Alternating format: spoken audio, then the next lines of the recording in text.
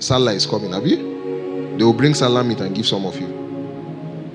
So let me say it now, so that you cannot claim ignorance. Christians don't eat Sallah meat. Hello? You know? Hello, people of God. Welcome to my channel. My name is Zini Glory, and it's good to have you among the firstborn whose names are written in heaven.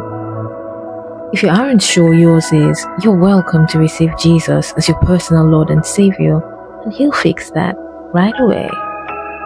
So, this is how you will bring it. Whatever you are bringing, it has to be fine flour mixed with oil, and then you put frankincense on top. All right. So if you bake a cake, when you bake the cake, you pour olive oil on it, right? Then you put frankincense on top of it, and then you bring it to the priest. Then the priest will take a part of that cake with some of the oil, and all of the frankincense is a memorial portion to the Lord. Put it on the fire and burn it. Then he and his children will have the rest to eat.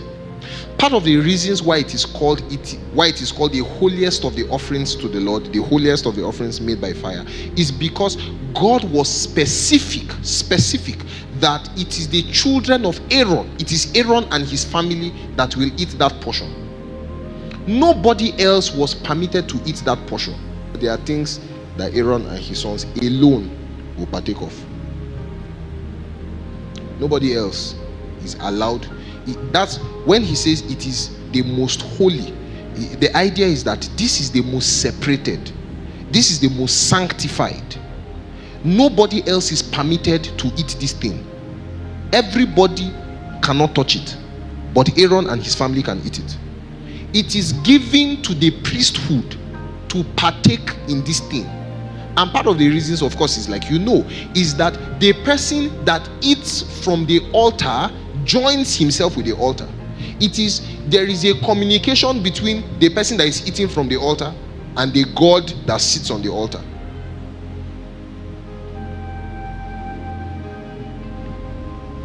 So 2 Sundays ago, I think I mentioned, I was talking to you about Israel and how that Israel joined themselves with Baal.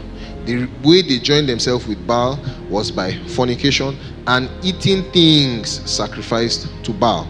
So that Apostle Paul says that when you partake of the Lord's table, you are in fellowship with him. When you partake of a table of demons, you are in fellowship with the demons. So now, Sallah is coming, have you? They will bring Sallah meat and give some of you. So let me say it now, so that you cannot claim ignorance. Christians don't eat Sallah meat. Hello? Christians don't eat what? Sallah meat. The reason is because of the altar. We eat from another altar. And we are not trying to provoke the Lord to jealousy. So if they bring you Sallah meat in the workplace and they give you, what should you do? Talk to me, what should you do? Yes, you politely decline. Politely. Oh, thank you so much. You remembered me. I'm so touched. Wow. Thank you so much. But I can't take it. Why can't you take it? Well, I'm not supposed to. You're not supposed to how? That's how our faith works. So if you think it's weird, take pork and go and give a Muslim. If the Muslim knows that it's pork, if it's a proper Muslim, he will reject it. And the reason why he will reject it is because of his faith. So why are you feeling bad that you are rejecting? How much is the meat self that they are giving you? What? Talk to me. You say what? They'll give you quit notice because you didn't eat their meat. Then quit. Quit now. What is? They'll give you quit notice because you refuse to eat it. That's a sign that there's something inside the meat. Take meat and eat. I don't want to eat meat. They say you must eat the meat, if not I'll sack you. You self, think am.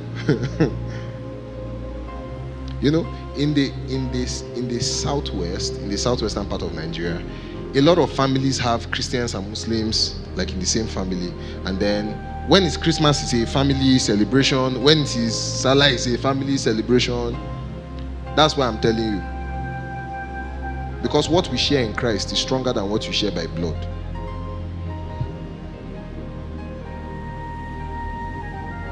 Are you here?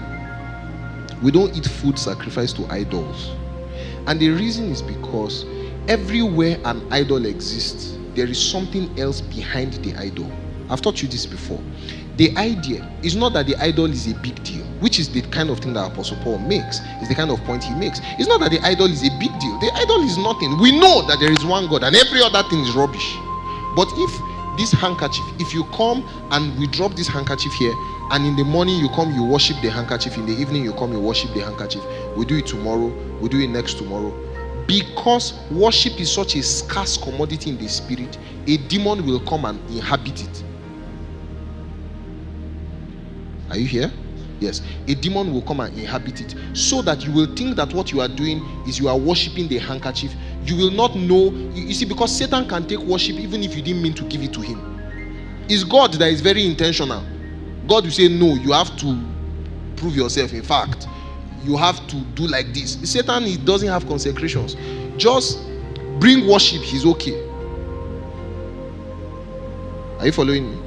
And so Apostle Paul tells us, people don't believe me. You are not happy because 1 Corinthians chapter 10 verse 18. When you understand this thing, you understand what we do when we take Holy Communion. It's not just something we do for ourselves. And you know, there are different views as to what happens when you partake of Holy Communion. Whatever your view is, you cannot deny that in the Lord's table, we are actually in fellowship with the Lord. The way that happens is something that the church has differed on. You know, there are different views on how it happens, but we know that it happens. He says, behold Israel after the flesh. Look at what he says. Are not they which eat of the sacrifices partakers of what? Of the altar. So that when the priest eats of this sacrifice that is brought, it is one of the ways that the priest shows that he is a partaker of the altar. He shares something with the God to whom this altar is erected to. Are you following me? Yes. Next verse. He now says, what do I say then? That the idol is anything? Of course, the answer to that question is no. The idol is not anything. Or that which is offered in sacrifice to idol is anything? Again, the answer is no. He now says, but I say that the things which the Gentiles sacrifice, they sacrifice to devils. Do you see the point? At first it was idols, but he's saying that the idol is a smoke screen for a demon. There is a demon behind. And when something is sacrificed to an idol, it is given to that altar. If you eat of it, you are joining yourself with the altar. You are joining yourself with the God that presides over that altar. You are basically saying, I am yours, I am yours, I am yours.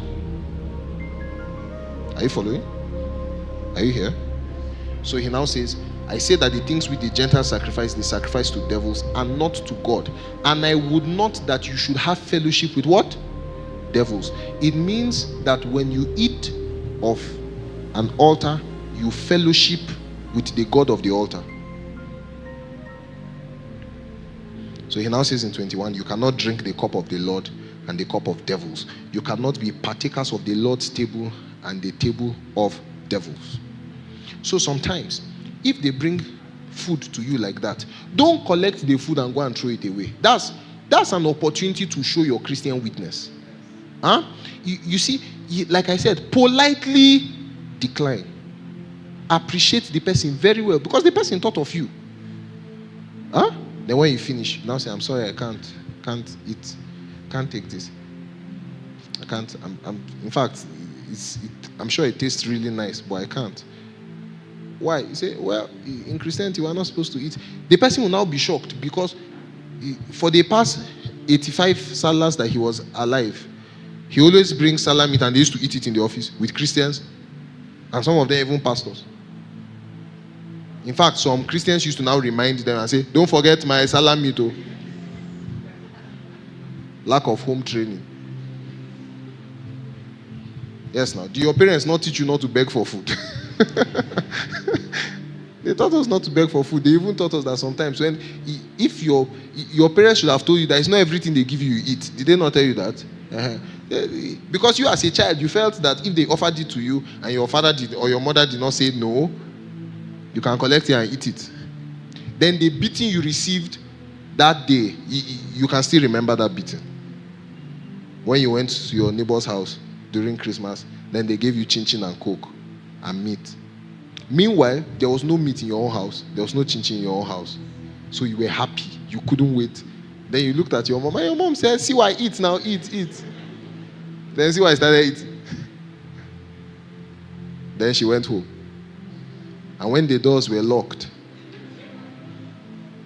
you know that you have a mom who is in secret. Huh? Hey, when she flogs you, she's now asking you, who told you to eat? And in your mind, it doesn't make sense. They offered it to me. I don't know our friends. Then your mother will now tell you that it's not everything they give you. Huh? Because sometimes food is not just food. Are you following me? Yes. So when we partake of the Lord's table, today will have been a sweet day to do Holy Communion. When we partake of the Lord's table, we are actually in fellowship with the God of that table. Are you here? This is part of the reasons why the offering, the part of the offering that is given to the priest is holy. It is the most holy. The one that is given to God is not the most holy. It's the one that is given to the priest. Because not everybody is allowed to share that kind of fellowship. There is something that the priest have with God that nobody else can have. And God forbids you from entering into that kind of fellowship inadvertently.